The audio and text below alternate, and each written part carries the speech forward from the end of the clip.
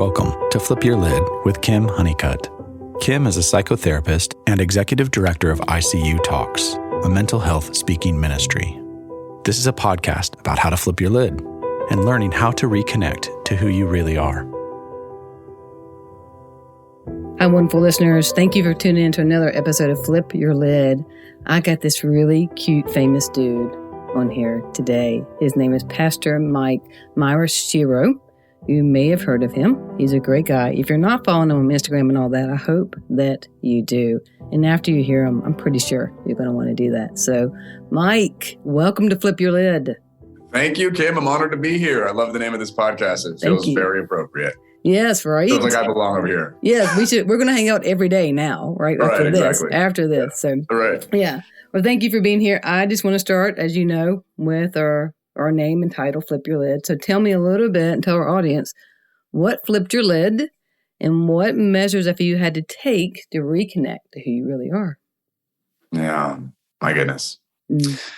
Well, the biggest, I feel like my lid has been flipped a few times in my life, but the biggest, most obvious and recent lid that's been flipped in my life has been when I came out publicly as a gay man. I had been in professional public ministry for 8 years up to me coming out. And I was in a non-affirming environment, and I was non-affirming all that time up until a couple of years ago. And so it was actually like deep.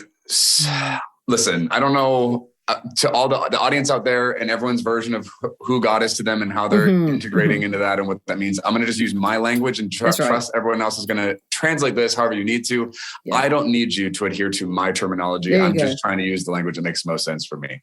But I genuinely have such an open, expansive, permissive space in my heart for people to engage with this person and being or idea that we call God in whatever ways that is meaningful for them, not in a way that's mandated according to how I read scripture. So please know, as far as I'm concerned, when I say this, you can translate it however it means to you, and I'm totally good with that. Yeah. So in my language, I've had some pretty deep, intense exchanges with this person that I've acknowledged as God my whole life, several times.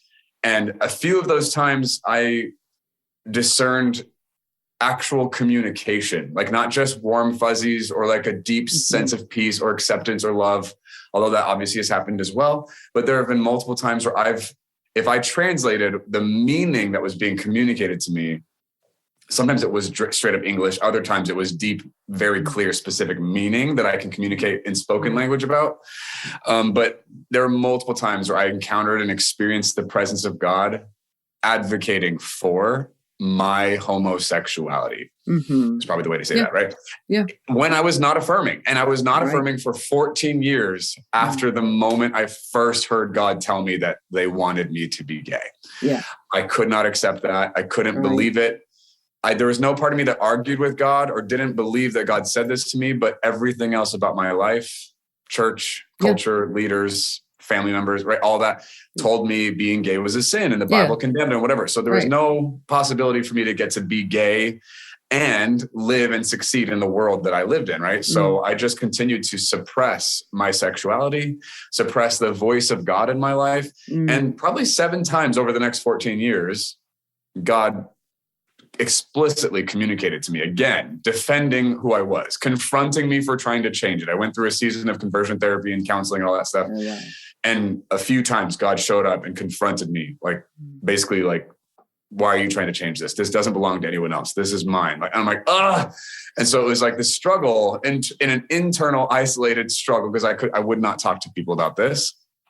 And so then 2 years ago, basically, I had a series of experiences that landed me in a spiritual little wrestling match with God. And then there was eventually a straw that broke the camel's back, if you will, moment. And at that point, there was so much built up tension and conviction and guilt and complicity and I would have used the term disobedience back then. I don't talk about my relationship with God like that anymore. I don't think it's accurate anymore. But anyway, like disobedience or rebellion or obstinance or whatever.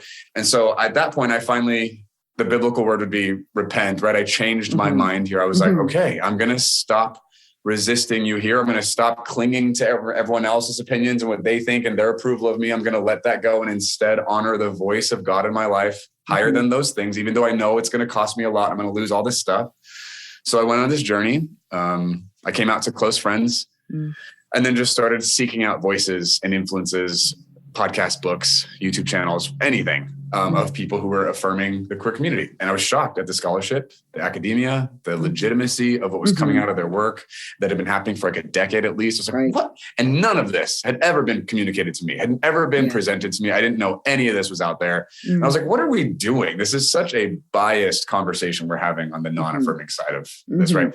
So anyway, it was the thing that flipped my lid. I'm not trying to be dramatic or spiritual. Honestly, genuinely, the thing that flipped my life upside down was the voice of God in my life. I know that's not popular in the queer space, but that is absolutely my story. And that's what happened. Yeah, no, I love the authenticity. I love the honesty and your passion behind all this. So let me go to this first. So tell us a little bit about what it was like to actually go through conversion therapy.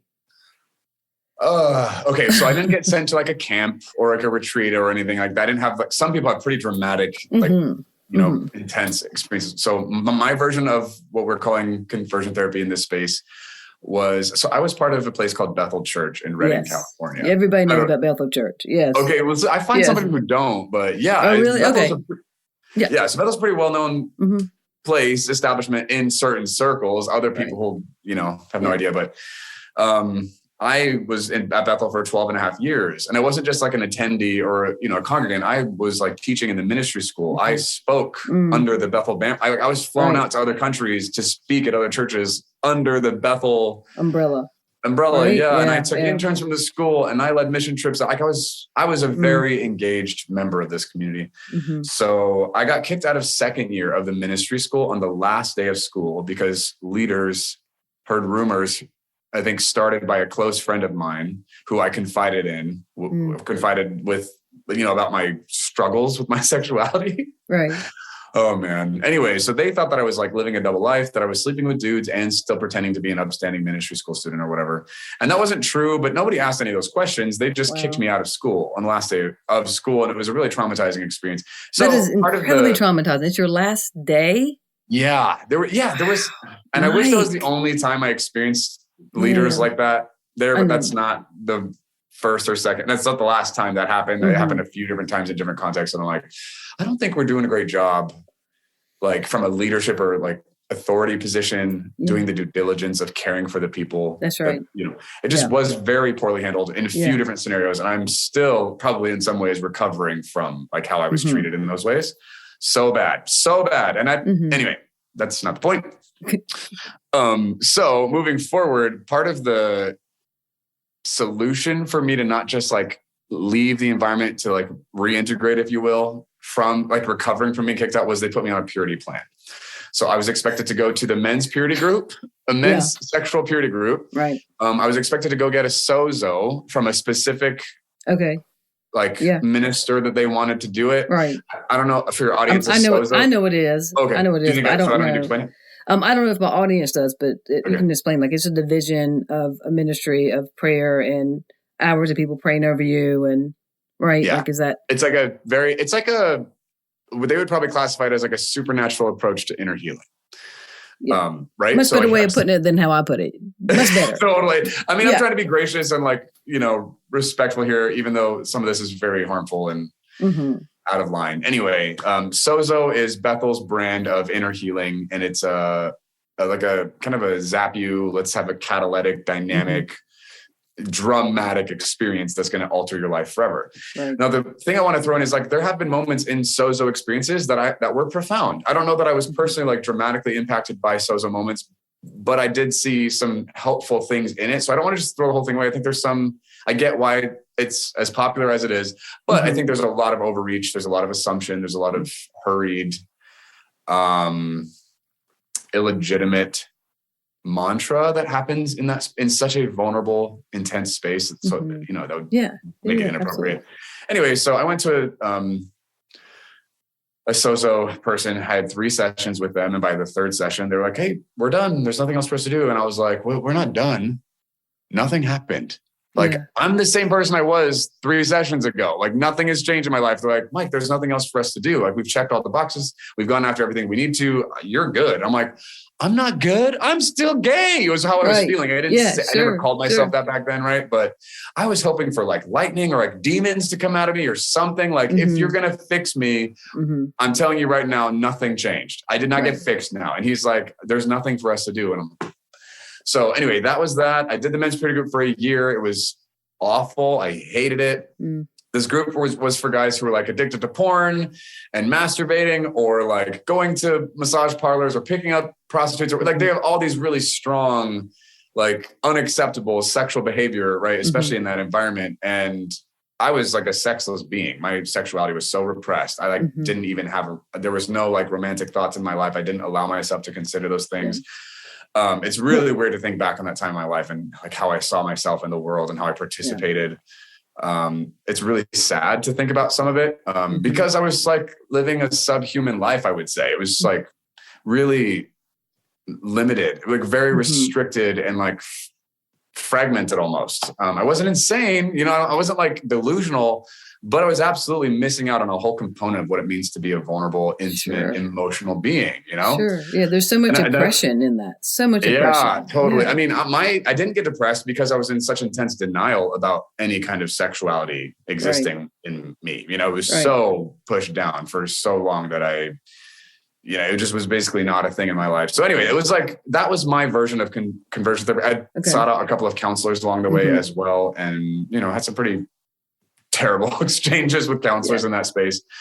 But I think the biggest harmful component to this whole process is that some of the values, and I don't think this is unique to Bethel, but I think Bethel has a maybe more extreme version of this, a pretty strong value in Christian spaces, especially as it pertains to leaders and everyone else, is if you're an everyone else person, you're supposed to submit to the leaders, right? You're supposed to be surrendered to their authority, which is biblical terms and language they're, extrapolating, but the concept and the idea is like shockingly disempowering. The imbalance of power is really dysfunctional. And then the people who are in the powerful seats, they're not equipped to take care of the vulnerability and the negative impact that their irresponsibility has in the lives of the people who are being affected by that.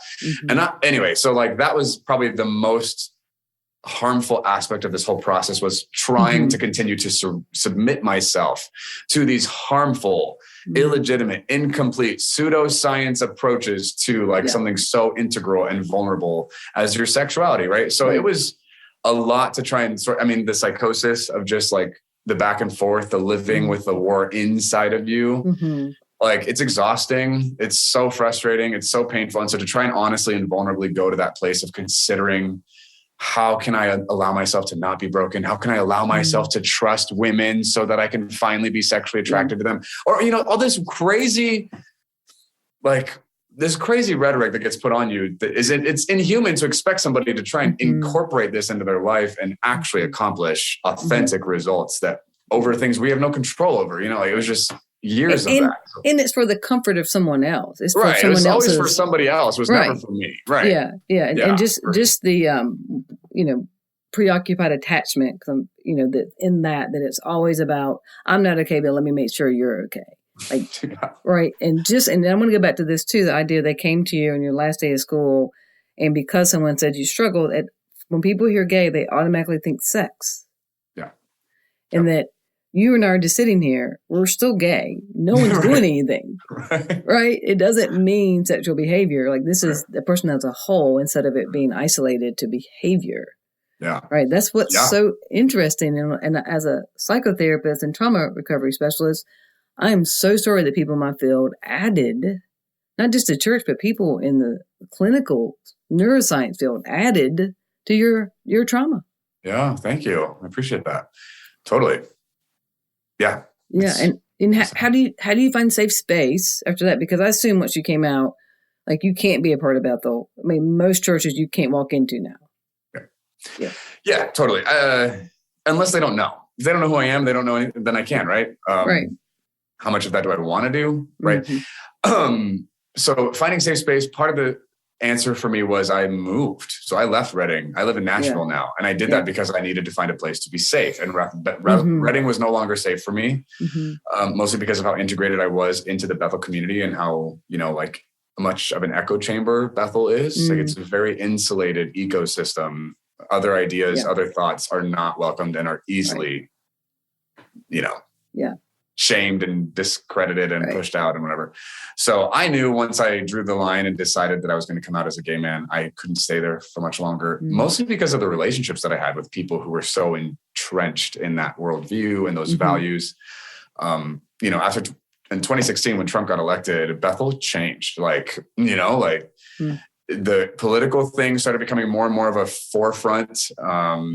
Leaders started coming out with very specific values they were standing upon that the congregation was by and large mostly celebrating and championing. Anyway, so the safe space priority was I moved. I left. Several people who were close to me, who were on my team, some of them came with me. Like we all moved, not all, a bunch of us moved away from Reading to Nashville together at different points of this process and just kind of like relocated to the city. So that was the one big shift. It was like, I just needed to physically get out of that environment. And like my relationships for sure suffered.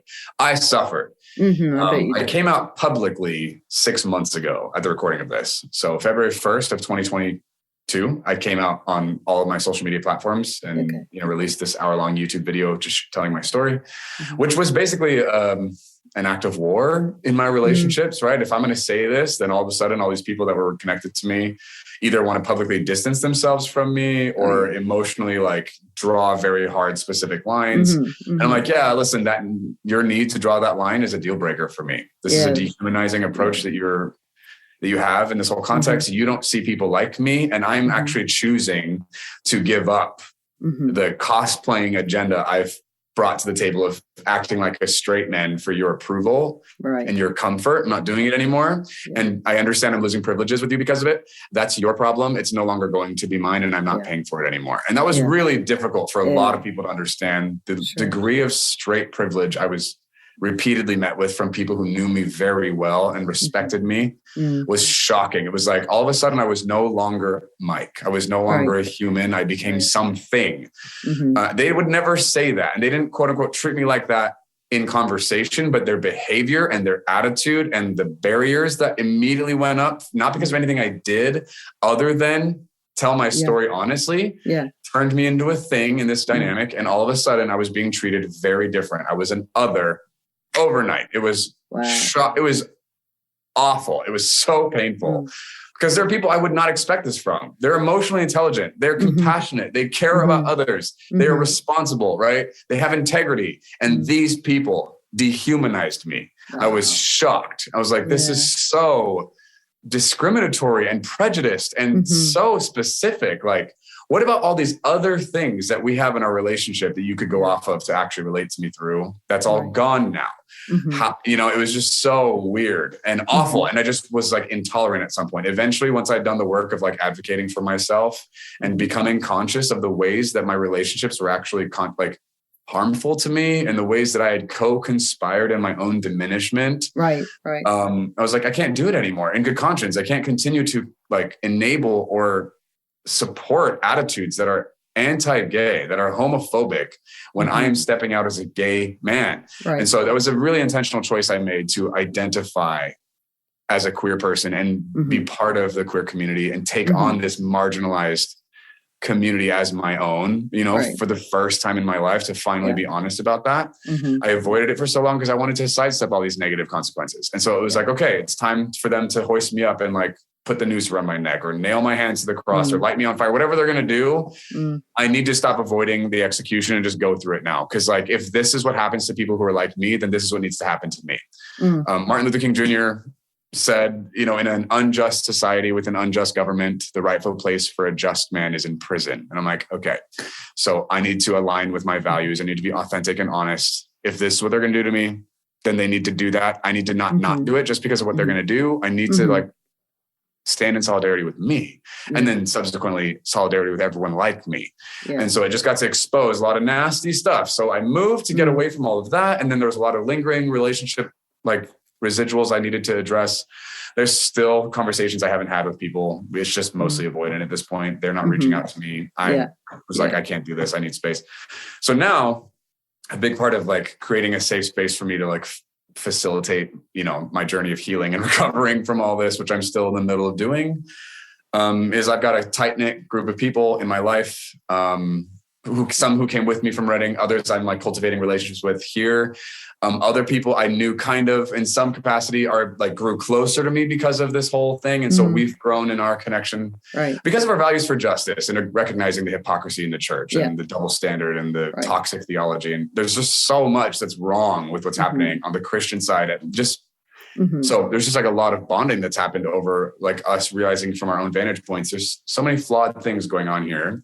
So people, regular dialogue, like having conversations with people in my life about the experience and vice versa has been a huge necessity. I go on walks in the woods or I rollerblade or I go like on a bike ride. I get in nature often. Yeah. That's always been a thing I need in my life, but it's become a more prioritized activity. I've been doing a lot of studying. So I read a lot of queer affirming theology books. Lately, I'm doing a lot of deconstruction work. I'm just pulling apart a lot of like tenets of Christianity and like, why do we believe this? Where did this come from? What is it substantiated by? How much of this is like agenda driven versus like rooted in the text? Like just a lot of that work, right? Which is a lot. And I'm still in the middle of like doing a lot of that. I had a therapist for a little bit and then needed to step back to give myself space to actually process before I kept like putting myself in a position where I was working for something rather than allowing a process to happen. So anyway, just like a lot of reflection and processing and finding ways to communicate what this feels like.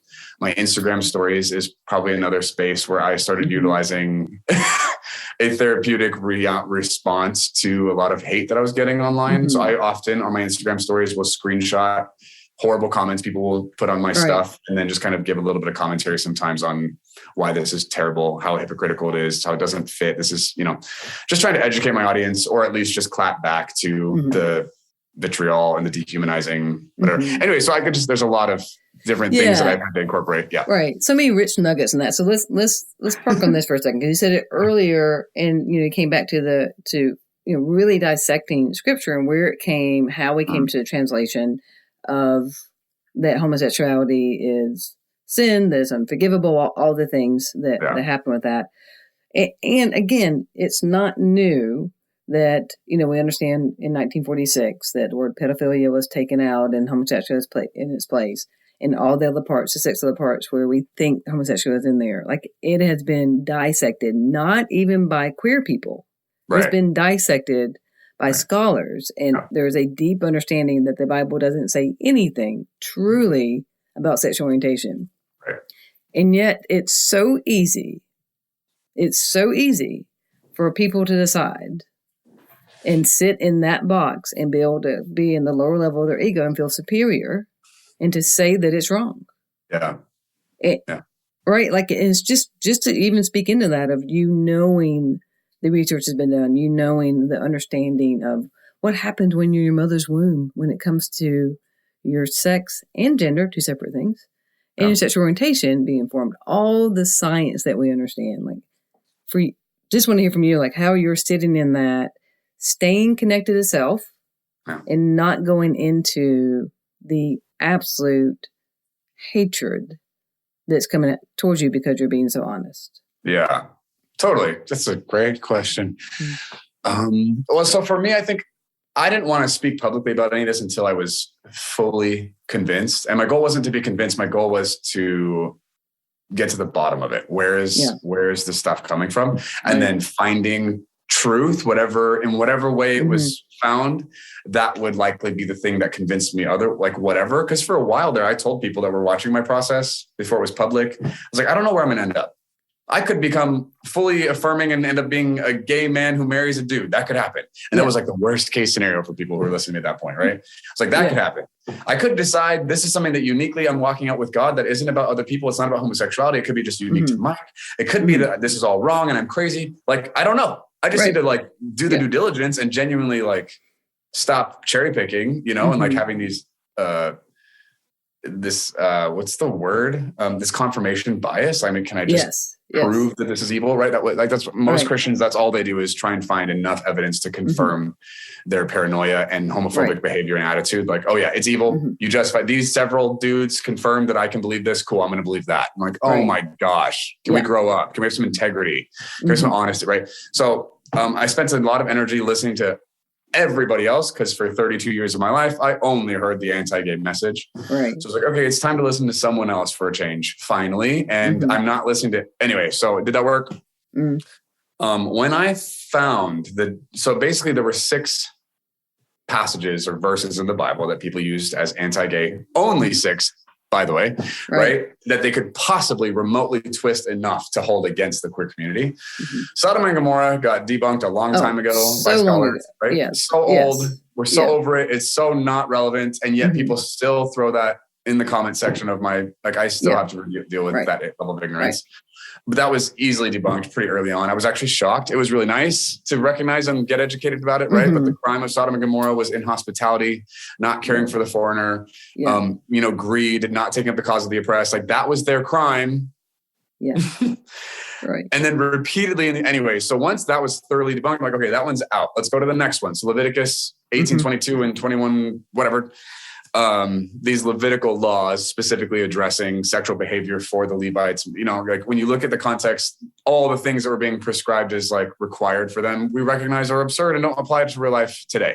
That's true, right? We eat shellfish. We wear mixed, blended fabrics. And understanding that to touch pigskin on a Sunday, which means you can't play football on a Sunday. Like that's in there. That's in there. Yes. The consequences to adhering to these strict like these restrictions is like far reaching, and all of us are crossing them. Like this doesn't apply to culture. We recognize that. But then specifically when you get to the context of who this book was even written for, it's for like this tribe. This is the priestly part of Israel. Anyway, there's all this other cultural and contextual legitimate grounding for why this said what it did.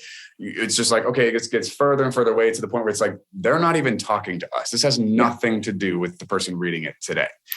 It's irrelevant to our lives. Okay, so we're moving on. Then we look at 1 Corinthians 6:9 and 1 Timothy 1:10 and Romans 1:28 and 29, right? So those were the more difficult, belabored work of having to pull apart. But even then, like 1 Corinthians 6:9 and 1 Timothy 1:10, this is a translation issue. You talked about that earlier in this episode, right? Like they took arsenokoitai and malakoi, combined the words into this mutant idea that they turned into a modern translation that we call homosexual. They made that up. They conflated it. This was a cultural decision. It was not theological. They didn't base this decision off of what the Bible has to say. They based it off of what they were seeing in culture, right? Which is a no. This is a violation. And so obviously the film 1946 is coming out to expose this whole thing. This is not approved. This was and they knew. They had evidence in front of them that they were conflating it, and they still pursued their own agenda. Well, so the RSV translation, like the guy who was head of that whole committee was like, you're right. We made a mistake. That's not accurate to homosexual. We'll fix it. But they had already signed a contract with their publisher. They were not allowed to change anything for 10 years. So the RSV translation 1946 had the word homosexual in those 2 passages. It got published and disseminated. And then a bunch of other translations work was being done off of that book. 10 years later, when they were finally by contract allowed to make the change, they corrected it, right? So there's the updated version of the RSV. But for a decade, that got disseminated, and it was at a certain time in especially American history that anyway. So now we have other translations that pulled from their work and just took that conflated translation and put it into their translations.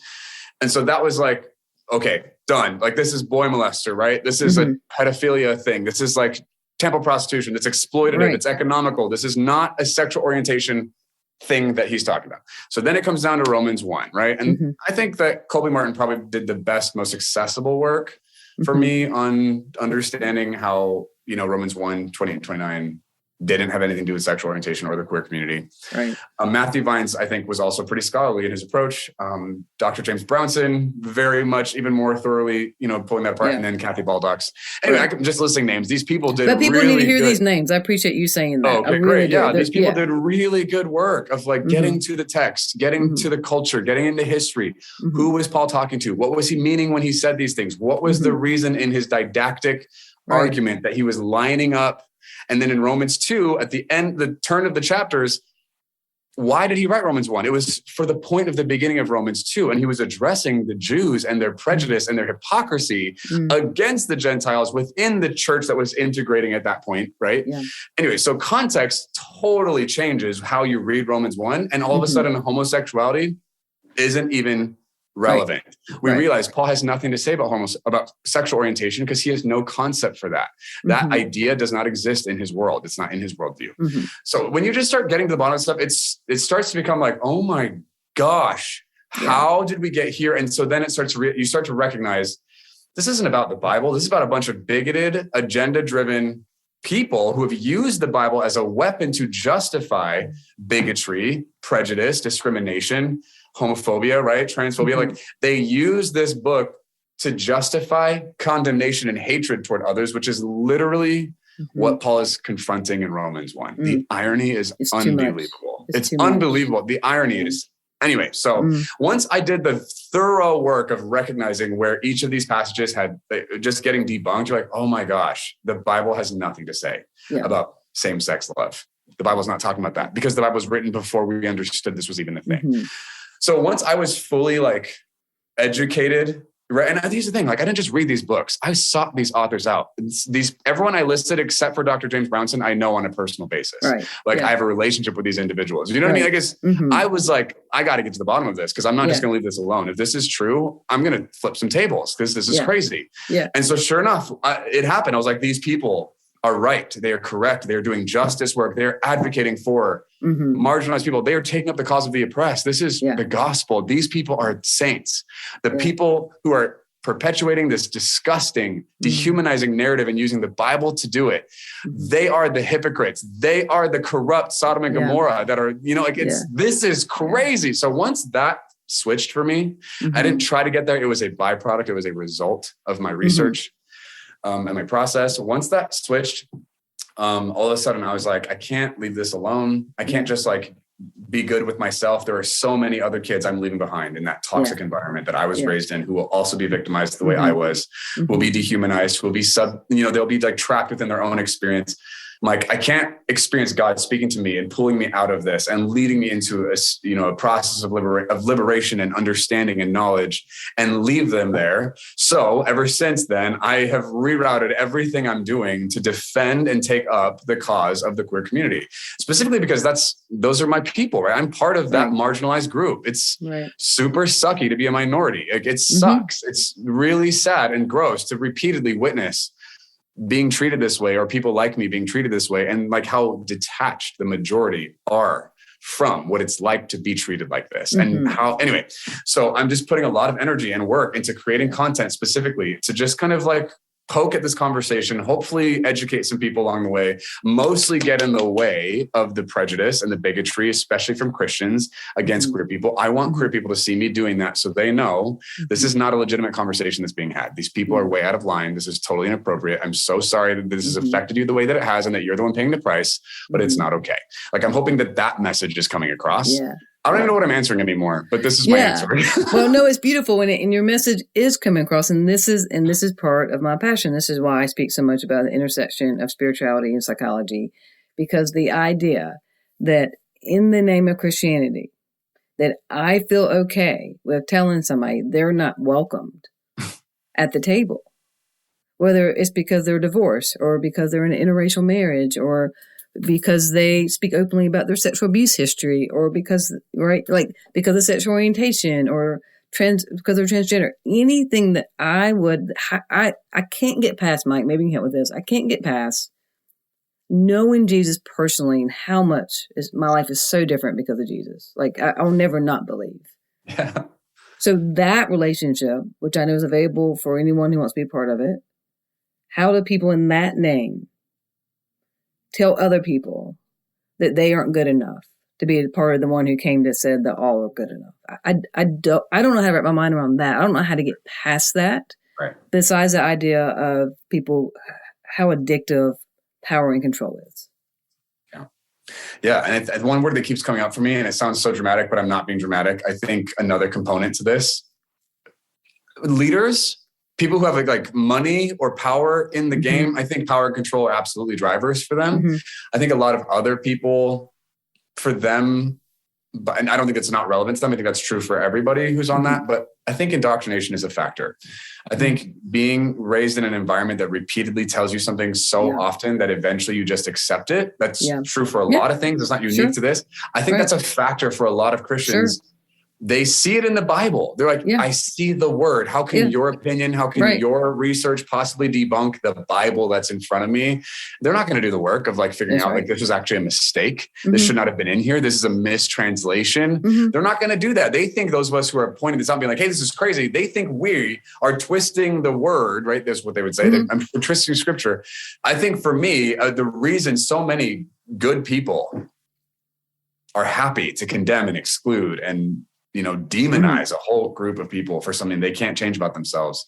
I think it's because they've been told so often and repeatedly and in the text that you should do this to these people, that they've accepted it. It's okay. I think it's the indoctrination. I think it's that the church environment is disempowering to the individual. It trains you to be a spectator, to listen, to be quiet and follow along. And so if that's how you're treated and you accept that position and then they tell you how to view whatever, you're more than likely going to view the whatever the way they told you to view it. And so when it comes to queer people, we've been a convenient and repeated scapegoat for decades now in the American church, especially, right? So I think that's a factor too. I think power control are absolutely at the center of this. And then I think for the average churchgoer who's not necessarily in a seat of power in that structure, but finds identity and safety there, I think the indoctrination piece is a factor. I think it's absolutely so repeatedly convinced, anyway. Yeah. Are you familiar with spiral dynamics? It sounds familiar, but I'm not familiar enough to like. So spiral dynamics, and then also Brian McLaurin's 4 stages of development, right? So just he does it very clear. Like the first stage is simplicity, and then in spiral dynamics, it's the red and blue levels, right? It's levels based on color. And in spiral dynamics, red and blue, and then in Brian McLaurin's, simplicity, it simply means you understand what you already understand. You believe what you already believe, right? And that's as far as people go. So you're not allowed to be at the cool kids table if you believe anything differently than that. And so a lot of pastors live in the red and blue. And so that is where their congregation holds them, and they don't have to change unless something personally happens to them, right? So their kid comes out gay, something happens, then there's no challenge of why do I believe what I already believe, right? My goal every day, honestly, Mike, is to understand what I don't understand. And I think a lot of people are just caught into understanding more what they already understand. Yeah, totally. Yeah. There's such a simplicity to it. And I get it. If it doesn't affect you.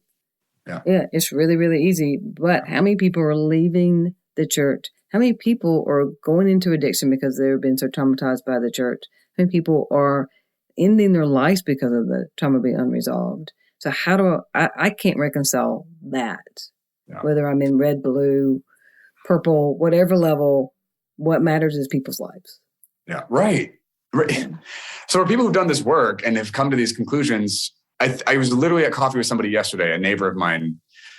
We were talking about this because she's also like in this space of like, advocating for people like this. And I'm like, I don't understand, like specifically conservative evangelicals. I don't understand how this can be a response, how this can be your attitude, how this can be your solution. Like how, right? But it's still like the more educated and the more informed I become on any of this, the further away their worldview and attitude becomes. Like I don't get it. And I'm like, part of me is like proud. I'm like, I'm so glad that I don't get that. I'm so thankful that doesn't make sense to me anymore.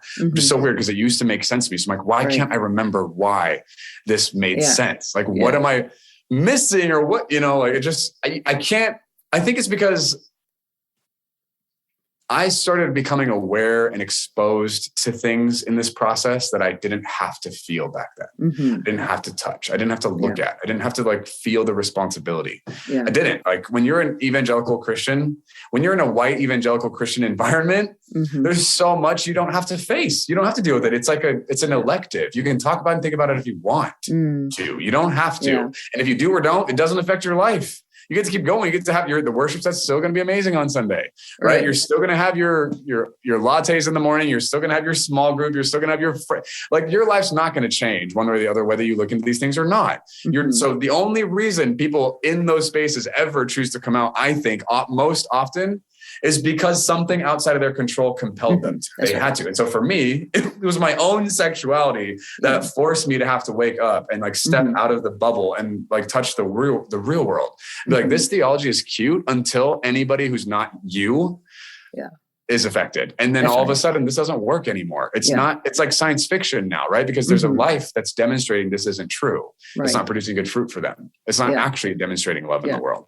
And so that was like a really, sobering process, but it was so like thorough and visceral that like I cannot connect to where they're coming from anymore. I'm like, you feel like you're asleep to me. Like, are we even having the same conversation? Are you awake? Do you live in this world? Do you understand that what you're saying does not address the actual problem? That you're erasing a whole people group and their entire experience that they are all sharing? Like, your theology does not address that, doesn't acknowledge it. Like, what are we doing? You know what I mean? And eventually just like, I don't want to talk to you. There's no point. Like, you're not even here. It's so weird. I don't. Mike, where's your family in this? Are they part of who you're having to detox from, or your family able to come alongside of you? So that's an interesting. My younger sister moved to Nashville with me, so she is affirming. She's an ally. That's great. She actually leads a group in my world called Allies, for people who are on the journey of like becoming allies for the community, or like are already allies and just trying to be better in that, right? So she leads a whole, which is so cool. My older sister is sympathetic, I would say. I wouldn't consider her an ally because to me, on a personal level, and this is Mike's opinion, I'm not trying to speak for anybody else. When it comes to allyship, somebody who's straight, defending, taking up the cause of the queer community, right? Doing work to further inclusion and support for us. Allyship is a proactive, intentional engagement, not a passive, vote. Right. So I think my sister, I don't even know that my older sister would even have a vote. I bet she probably votes conservative, right? She probably enacts or like would support policies that are against people like me. And that's not her intent. She just has other values and priorities that are louder and more important to her than my dignity and well-being. I'm not taking it personally, but I don't consider her an ally. I think she's sympathetic. She's like, I see how this could be painful. I don't want to be somebody who causes pain in your life. So I'm going to look you in the eyes and tell you that I love you. I'm like, cool, I'll take it. Thanks. But that's not allyship, right? Like, she doesn't. Anyway, so that's what she is. Everyone in my extended family they're not religious. And so they're all affirming. They're all like, for sure, right? My parents are the conservative Christians in the family. And they are the ones who have been the most difficult to deal with and the most painful to work through this with in my family. And so we're still working through that. My mom has exhibited some willingness to apologize. To acknowledge fault in her participation. She's not fully clear on what all that is and what that looks like at the moment. But the last time I was there, like a couple months ago, I sat her down and was like, Mom, we got to talk. My dad is incapable of having this conversation with me. So I'm not interested in like being vulnerable or like opening this up with him. My dad only knows how to share his opinion. He does not know how to listen. As far as I'm experiencing that, like I don't experience my dad as a listener. So I'm like, we're not doing this, which is a bummer. Like, it's such a strain. That's not unique to this conversation. That's true in a lot of ways in our relationship. So like, he just doesn't get to have access, which is a bummer. That's a boundary that's in place. And I hope down the road that could change. I don't expect that it's going to. I'll continue to like, just be present and available to the degree that I'm willing to, be treated or whatever. My mom is like a little bit more responsive. So she and I are currently in a process of like, okay, what does this look like? Where are we going? And so I'm trying to connect my mom to other people besides me. So friends I've made along the way who are doing this work. So there's a person out of Southern California doing work out of a big mega church actually for queer affirming theology, which is awesome. So my mom is connected with her and like, taking baby steps. So anyway, like that's kind of where we are. It's in the middle of a process. I'm trying to relieve my parents of judgment and like a time frame. And because I was so angry and so hurt and I had to express those things and I did. And now I'm like, okay, I know where I sit. I know what I'm willing to accept and what I'm not, what are deal breakers for me. I'm giving them space to like go on that journey. But then I think eventually as my life progresses and if someone else were to come into this, my boundaries would probably become a little bit more specific and intentional. or like stricter, right? And then they get to deal with it. But like, I'm trying to do the best I can to help them in that process in whatever ways I'm able to, so that if/when I find a significant other, there's actually a possibility for us to have a relationship. Because if they treat someone I care about and love in that way, the way I've been treated, we're probably not going to have much of a relationship, you know? So we're working it out right now. Yeah. And I get that it's messy because when it involves trust and being allowed to feel safe, and you know, that it just gets really messy. And I want to go back to your friend for a second, because, you know, my coming out process was messy and lost very significant friends. And so I just want to hear a little bit from you about, you know, the detoxing from that, the healing, the grieving that comes from simply you announcing, this is who I am. And then how have you grieved and taken care of yourself around that? Yeah. So, was there a certain friend you're referencing? You just said earlier that there were certain people that were very significant in your life, that they were good friends, and that they had a certain line. You're like, well, that line means it's a deal breaker. I'm out. Yeah. So, God, this was probably the most painful part of my coming out experience. It wasn't the overt, absurd trolls on the internet. It wasn't people who told me they didn't agree. It was the friends who told me they loved me, they supported me. They never said an affirming word to me about my sexuality or my journey or me coming out. So the language kept being, I love you, I support you. And they kept asking me questions about my feelings or my process, but they never affirmed anything. It took me a while to figure this out. And none of them told me this. That was part of the thing that was the most upsetting, was I had to figure out. There was a handful of people who were close to me who were playing this game of, I want to be close to your process. I want to hear everything you're saying. I want to watch you. I don't affirm anything you're going through right now. Like, they'll acknowledge my emotions. They'll acknowledge that it's painful. They'll acknowledge that it sucks. You know, they'll sympathize with me, but I'm like, I don't actually think that was sympathizing, or empathizing. You know, I think they were playing a role because that's what they understood friendship to be, when they also could not support what I was saying from a deeply convicted place. And so I realized somewhere in that visceral process that a boundary of mine was, if you can't say to my face that you're not affirming, you're going to keep asking me to share my process and be vulnerable with you, and you're not being vulnerable, that's a deal breaker for me. That's violating. That it is an inequitable exchange. And nobody deserves that. That is totally just like toxic. And I'd never had to figure that out before in my life. And I hate that I had to be the one to figure it out. Like, how come none of you understood this before we arrived here?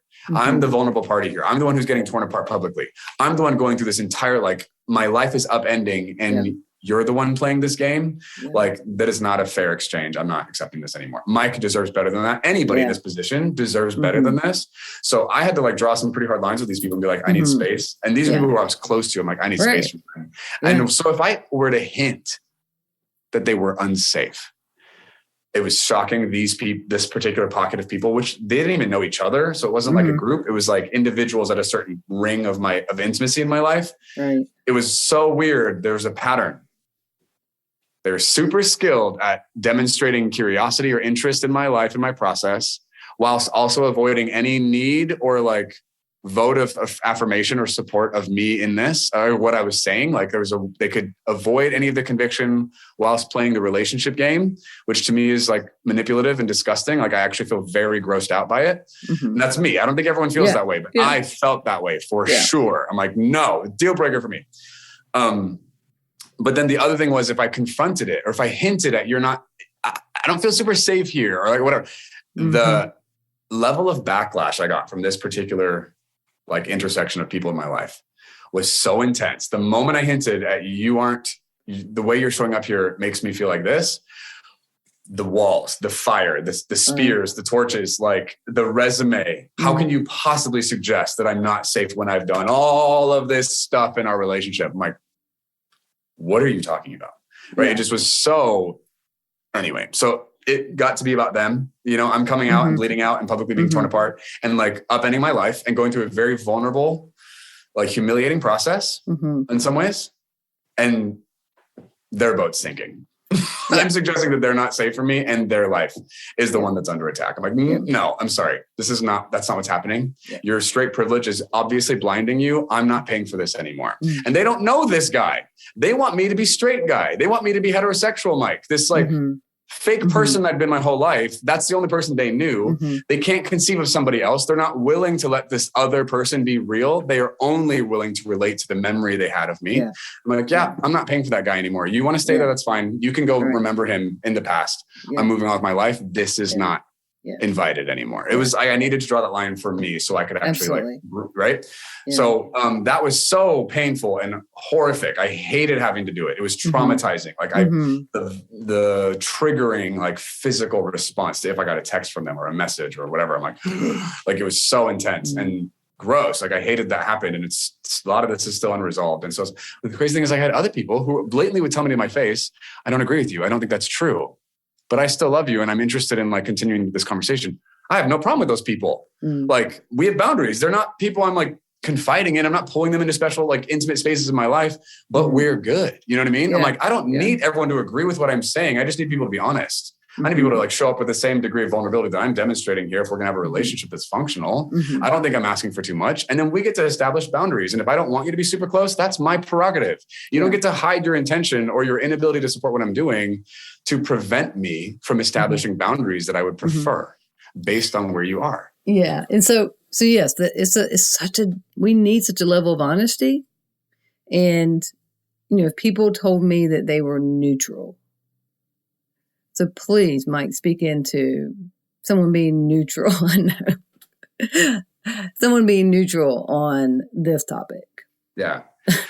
So if you're neutral, you're not a friend of mine. That's right. And I'm not trying to be dramatic or like punishy or exclusive. I'm just straight up telling the person who obviously just doesn't get it, like, oh, you don't see me yet. Like people are dying from this. And you're no, they don't get that. They don't believe that. People are dying for other reasons. Yeah.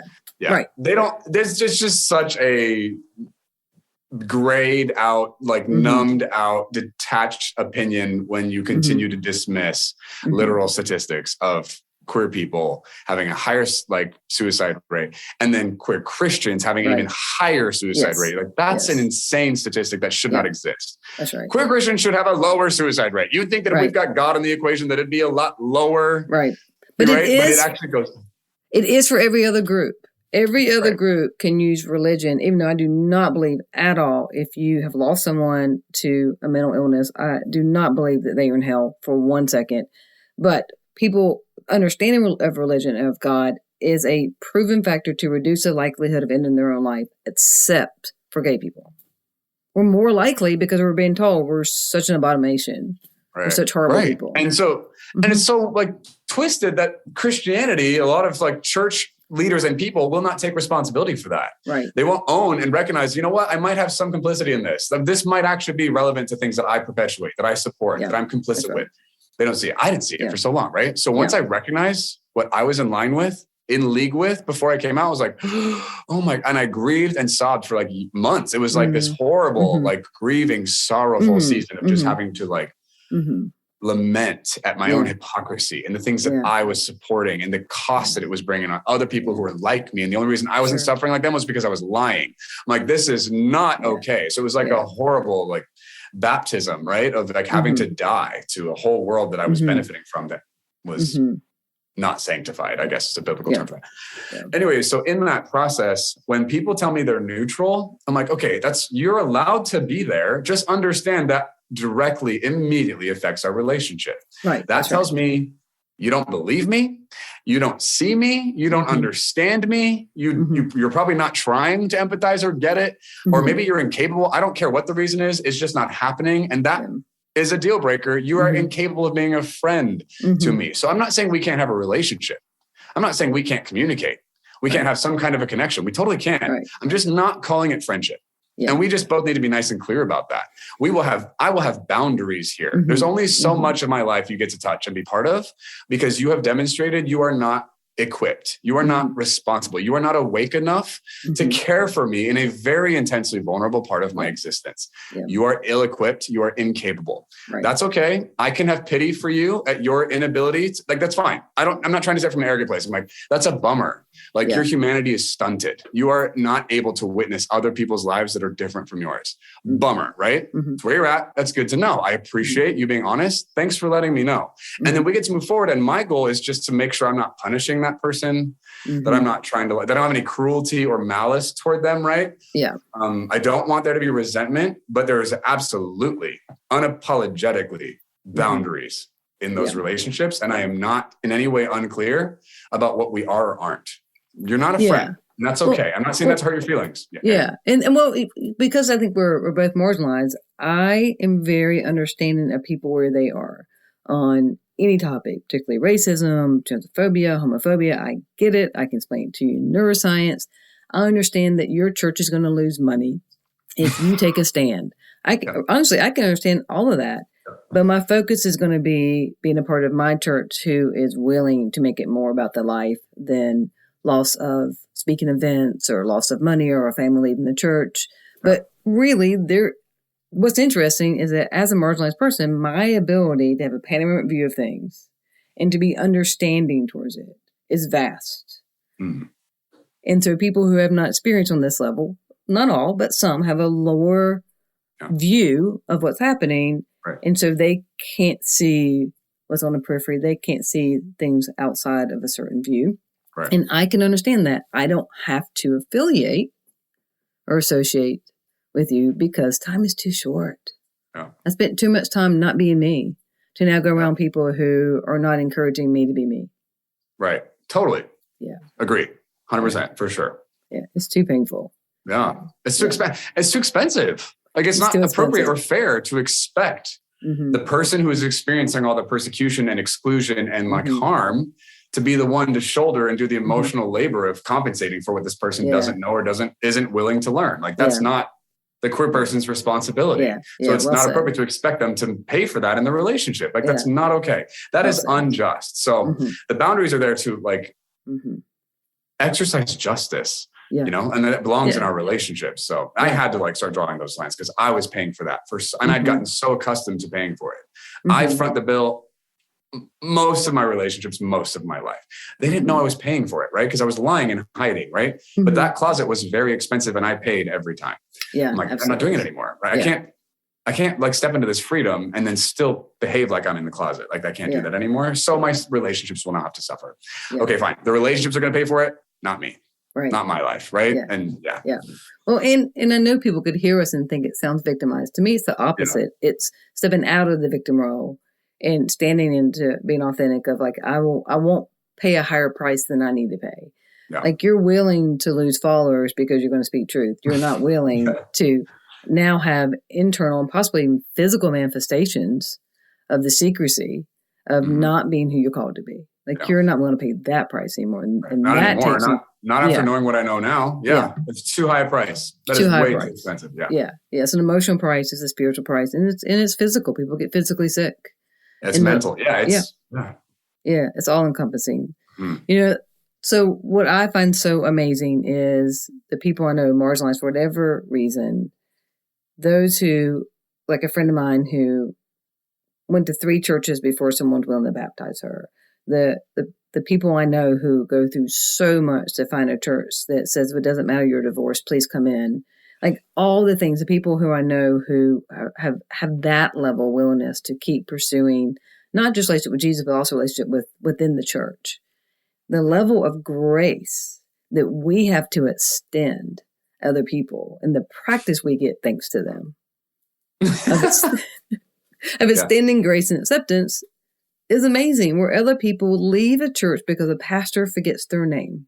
Which is understandable, right? On some level in a small church, right? I can get that. But I know people who something minor happens and they leave the church.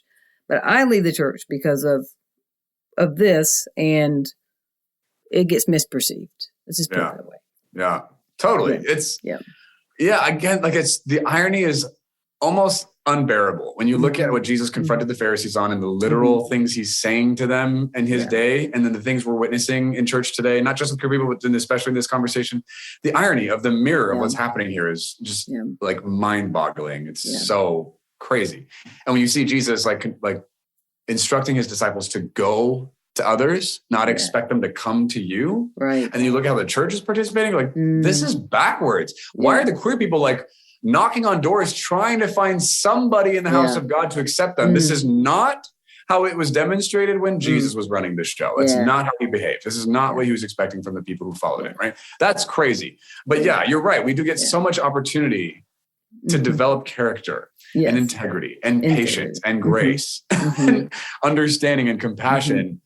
Like, what a gift. And I guess in that way, like, you know, we are blessed. There's like a blessed are the poor in spirit, right? There's the kingdom of heaven. Like we get to experience a deepening and a widening and our perspective going longer and further and having sharper vision because of the suffering, right? That's because of the oppression and whatever. And it's like, that's a beautiful byproduct. Sucks that we had to do it, that we have to keep paying that price. Yes, there are benefits, but something's wrong here. This should not be this scenario. And you're right. And like we get perceived as being victims for calling it out. Right. It's like when the moment I start saying, hey, this treating me like this is not okay, I'm a victim. I'm like, you know, attention seeking. I'm doing this because I'm just bored. Or I don't have anything better to do with my life. I'm like, are you serious? Like, where do you come off like judging this in that way? Yeah. It's just like, how much not listening do you have to do for that to be the conclusion? Like, it's unbelievable. Well, I'm so grateful that you're willing to continue to be willing for whatever comes your way to keep going. And that's why I reached out to you, because I know you've lost followers. I know people are coming at you and that you're standing there on your faith saying, I love God enough to keep speaking out about what God has done and who God is to me. And again, like that is so faith-based. That's so powerful. That's so resilient. And so I'm just so grateful that you're out there doing the deal and helping people like me and some other people to keep on being ourselves. Yeah. Thanks, Kim. I appreciate that. Totally, So I'm going to put you in the hot seat. I'm a therapist. That's what we do to people. Oh, great. So I'm going to ask you some questions and you just quick answers what comes to mind first. All right. You ready? Okay. I'm ready. All right. If you can only ask yourself one question about yourself, what would be the question? Like right now? Yeah, right now. What's your question for yourself? Whoa. Probably the question would sound something like, hey, Mike, what's the thing you're saying that no one's hearing? Ooh, that's good. I like that, Mike. I probably want to know the answer to that. Yeah. That's a good one. Yeah. Okay. All right. What is on your nightstand? Literally. Okay. I'm just going to answer. My blue light glasses, a blackout mask, and then my phone charging would be on my nightstand. Yeah. Awesome. Yeah. All right. What is your favorite binge-worthy show? Probably as of late, Heartstopper on Netflix. Heartstopper. Okay. Good deal. Have you seen it? No, I'm going to have to see it now. I don't know if I want my heart to stop, but okay, I'll watch it. You would like it. It's so good. All right, cool. All right, last question for you. From now on, when you hear flip your lid, what are you going to think about? When I hear flip your lid, I'm going to think about anybody who's talking associated with that is like describing that pivotal moment that upended their life, that changed everything. Yeah. Yeah. It's all good. So, hey, thank you so much. Everyone, I hope that you go into the show notes, find his Instagram handle, find him on social media if you want to be a part of hearing him speak openly and candidly about who he is and how much he loves God and God loves him. Mike, thank you so much for being a part of this today. Kim, thank you so much for having me. I'm honored. Yeah, it was great. So to all of y'all who are listening, I know you heard at least one thing that helped you reconnect to who you really are. And we'll see you next time. Thank you for listening to Flip Your Lid with Kim Honeycutt. Please subscribe, rate, and share. You can find Kim on Facebook or Instagram at kbhoneycutt. To get an autographed copy of Kim's book, visit butyourmotherlovesyou.com. Remember, no matter what, treat yourself well today.